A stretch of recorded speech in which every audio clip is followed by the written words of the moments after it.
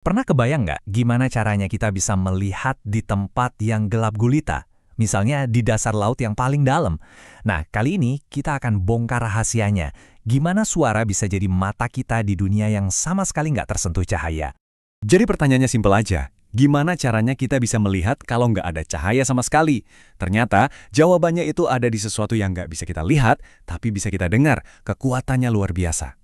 Oke, sebelum kita jawab pertanyaan besar tadi, kita harus mundur sedikit mulai dari dasarnya dulu. Kita perlu paham sebenarnya apa sih yang dimaksud dengan gelombang. Coba bayangin deh, kita lempar batu ke kolam yang airnya tenang. Kan ada riak-riak air yang nyebar kan? Nah, itulah gelombang. Si riak ini bawa energi lemparan kita ke seluruh kolam, tapi airnya sendiri nggak ikut pindah jauh. Dia cuma gerak naik turun di tempat. Itu dia konsep kuncinya. Nah, ini pertanyaan yang penting banget. Apa semua gelombang itu butuh sesuatu buat merambat, kayak riak air tadi? Jawabannya, ternyata enggak. Dan perbedaan inilah yang jadi kunci buat ngerti dua tipe gelombang utama. Yuk, kita bahas kategori yang pertama. Ini adalah tipe gelombang yang, bisa dibilang butuh bantuan atau pegangan buat bergerak dari satu tempat ke tempat lain. Oke, jadi ada dua jenis utama. Yang pertama, gelombang mekanik. Contoh paling gampangnya, suara. Gelombang ini butuh banget medium, entah itu udara, air, atau benda padat, buat merambat. Kalau nggak ada medium ya, nggak ada suara. Terus yang kedua ada gelombang elektromagnetik, contohnya cahaya. Nah, ini yang spesial. Dia bisa melesat nembus ruang hampa. Makanya, kita bisa lihat bintang-bintang di langit, tapi kita nggak bakal pernah bisa dengar suara ledakan di luar angkasa. Oke, jadi sekarang kita tahu, suara itu gelombang mekanik. Sekarang, yuk kita bedah lebih dalam lagi. Kita lihat anatominya biar ngerti gimana cara kerja dan cara ngukurnya. Kalau aja kita bisa melihat suara, kira-kira kayak ginilah bentuknya.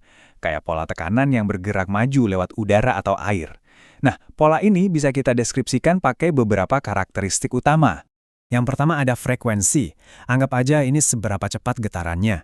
Makin cepat getarannya, makin tinggi frekuensinya, dan yang kita dengar itu adalah nada yang tinggi, kayak siulan. Sebaliknya, kalau getarannya pelan, frekuensinya rendah, suaranya jadi ngebas. Selanjutnya, amplitudo. Ini gampangnya adalah soal kekuatan atau energi dari gelombangnya. Makin tinggi puncaknya, makin besar amplitudonya. Dan, makin kencang suara yang kita dengar. Nah, ini yang seru. Skala ini nunjukin gimana konsep amplitudo tadi nyambung banget sama pengalaman kita sehari-hari. Mulai dari suara bisikan yang hampir nggak kedengeran, sampai suara mesin jet yang, bisa bikin telinga sakit. Terus, ada panjang gelombang. Sesuai namanya, ini jarak fisik dari satu puncak gelombang ke puncak berikutnya. Kayak jarak antara satu riak air ke riak selanjutnya di kolam tadi. Terakhir, ada periode. Ini sebenarnya kebalikannya frekuensi. Kalau frekuensi nanya, ada berapa gelombang dalam satu detik? Nah, periode ini nanya, butuh berapa lama sih waktu buat satu gelombang lengkap? Simpel kan? Oke, siap. Sekarang kita bakal bawa semua ilmu fisika dasar ini ke arena yang paling menantang sekaligus paling seru, di bawah laut. Ini dia fakta utamanya. Di dalam air, suara itu perilakunya beda banget. Partikel air kan lebih padat daripada udara ya. Nah, makanya getaran suara bisa pindah dari satu partikel ke partikel lain dengan super cepat. Bisa lebih dari 4 kali lipat kecepatan di udara. Kemampuan inilah yang bikin suara jadi pahlawan super di lautan. Wow, lihat rumus ini. Kelihatannya rumit banget kan? Dan emang iya. Tapi tenang, kita nggak perlu ngapalin ini kok.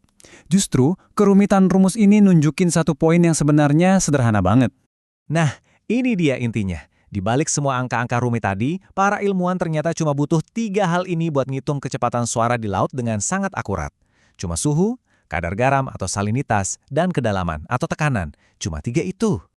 Sekarang bagian paling asiknya. Kita bakal sambungin semua titik-titik ini. Gimana sih ceritanya prinsip fisika soal suara ini bisa ngebawa kita dari teori ke aplikasi nyata? Misalnya, buat nemuin ikan di tengah laut. Ini dia rahasia teknologinya yang biasa kita sebut sonar. Caranya, kita ngirim semacam ping suara ke bawah air. Gelombang suara ini jalan, terus nabrak sesuatu. Bisa jadi dasar laut, bangkai kapal, atau gerombolan ikan. Abis itu dia mantul balik. Nah, dengan ngukur berapa lama waktu pantulannya dan dari arah mana datangnya, kita bisa ngebangun peta yang detail banget soal apa yang ada di bawah sana. Kita seakan-akan melihat pakai telinga. Kutipan ini ngejelasin semuanya. Suara butuh medium elastis buat merambat, yang artinya butuh partikel yang bisa bergetar. Dan air, wah jagoan banget dalam hal ini. Sebaliknya, cahaya malah gampang banget keserap dan buyar di dalam air. Makanya kalau di dunia bawah laut, rajanya itu suara, bukan cahaya. Jadi kita udah lihat gimana suara bisa ngelukis dunia yang tadinya nggak kelihatan sama sekali. Ini bikin kita mikir kan, gelombang tak terlihat itu ada di mana-mana di sekitar kita. Dari sinyal wifi yang nyambungin HP kita, sampai sinar X di rumah sakit. Semuanya itu bawa informasi ngebentuk dunia kita. Pertanyaannya sekarang, kira-kira rahasia apa lagi ya yang nunggu buat diungkap kalau aja kita mau belajar mendengarkan dengan cara yang baru?